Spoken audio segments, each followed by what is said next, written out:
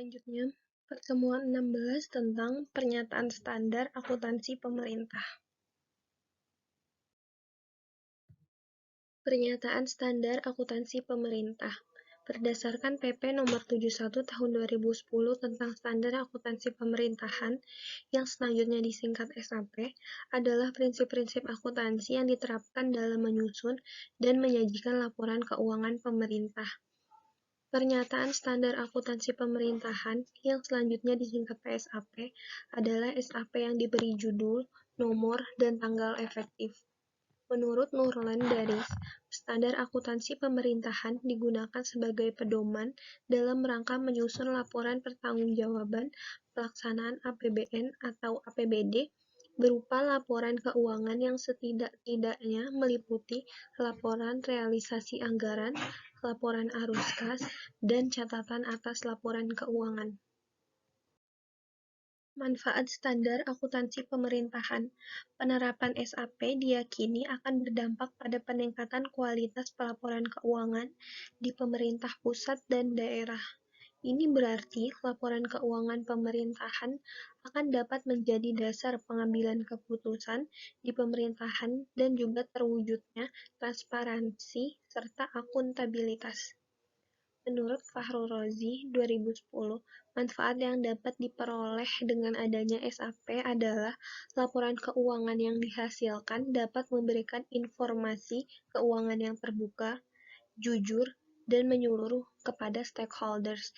Selain itu, dalam lingkup manajemen dapat memudahkan fungsi perencanaan, pengelolaan, dan pengendalian atas aset, kewajiban, dan ekuitas dana pemerintah.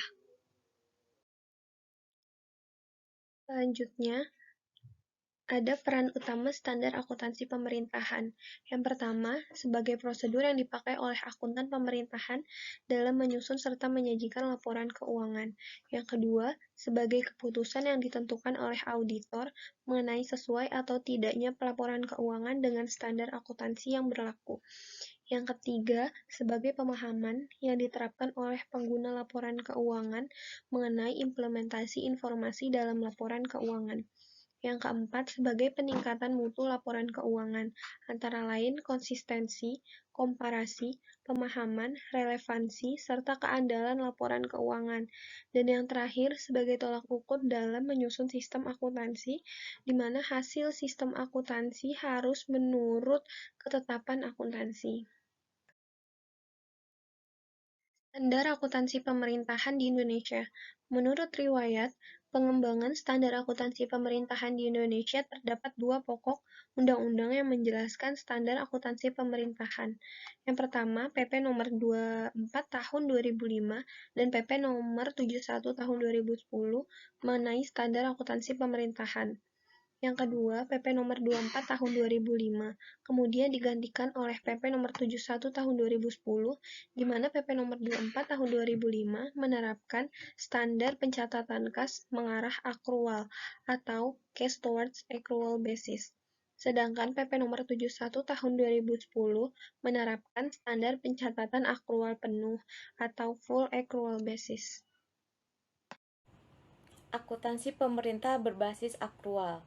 Menurut PP nomor 71 tahun 2010, basis akuntansi akrual yaitu yang mengakui pendapatan, beban, aset, utang, dan ekuitas dalam pelaporan finansial berbasis akrual serta mengakui pendapatan, belanja, dan pembiayaan dalam pelaporan pelaksanaan anggaran berdasarkan basis yang ditetapkan dalam APBN atau APBD. Basis akrual untuk neraca berarti bahwa aset, kewajiban, dan ekuitas dana diakui dan dicatat pada saat terjadi transaksi atau pada saat kejadian atau kondisi lingkungan berpengaruh pada keuangan pemerintah tanpa memperhatikan saat kas atau setara kas diterima atau dibayar. Dari pemaparan pengertian akuntansi basis akrual di atas, dapat disimpulkan bahwa akuntansi basis akrual merupakan Basis akuntansi di mana hak dan kewajiban atas suatu transaksi atau peristiwa ekonomi lainnya diakui pada saat terjadi peristiwa tanpa melihat kas atau setara kas diterima atau dibayarkan. Selain itu, basis akrual mampu memenuhi tujuan pelaporan yang tidak dapat dipenuhi oleh basis kas, antara lain manajerial dan pengawasan. Pada akuntansi pemerintah berbasis akrual ini ada beberapa isu perubahan yang perlu dipahami adalah laporan keuangan pokok yang disusun pada SAP yang lama PP nomor 24 tahun 2005 terdiri dari 1. Laporan realisasi anggaran, 2. Neraca, 3. Laporan arus kas, 4. Catatan atas laporan keuangan. Sedangkan pada SAP baru PP nomor 71 tahun 2010 komponen laporan keuangan terdiri dari 1. Laporan realisasi anggaran, 2. Laporan perubahan saldo anggaran lebih, 3. Neraca, 4. Laporan operasional, 5. Laporan arus kas, 6. Laporan perubahan ekuitas, 7. Catatan atas laporan keuangan. Hubungan antar laporan keuangan terbagi atas laporan 1. Laporan finansial LOLPE neraca, 2. Laporan pelaksanaan anggaran LRA, laporan perubahan SAL. Basis pencatatan yang digunakan pada SAP lama yaitu basis kas menuju akrual, sedangkan pada SAP baru basis yang digunakan yaitu basis akrual. Dalam penyusunan laporan realisasi anggaran, pemerintah tetap menggunakan basis kas, sedangkan penyusunan neraca dan laporan operasional menggunakan basis akrual. Keuntungan basis akrual yaitu 1.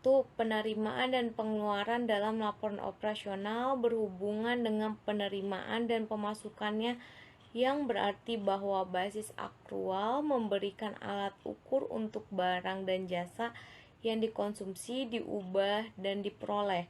2. Basis akrual menunjukkan gambaran pendapatan, perubahan harga, pendapatan yang diperoleh dalam basis akrual, dan besarnya biaya historis adalah alat ukur kinerja yang dapat diterima. 3. Basis akrual dapat dijadikan sebagai alat ukur modal. Pengguna laporan keuangan pemerintah adalah 1. Masyarakat, 2. Para wakil rakyat, lembaga pemeriksa dan lembaga pengawas, 3. Pihak yang memberi atau berperan dalam proses donasi, investasi, dan pinjaman, 4. Pemerintah. Terima kasih.